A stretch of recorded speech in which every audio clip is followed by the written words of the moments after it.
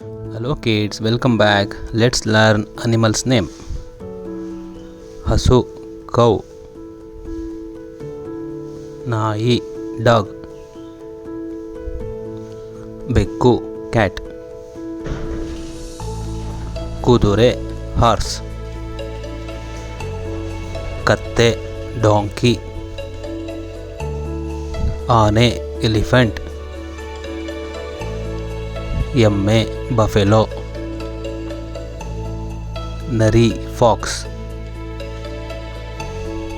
ಕೋತಿ monkey, giraffe,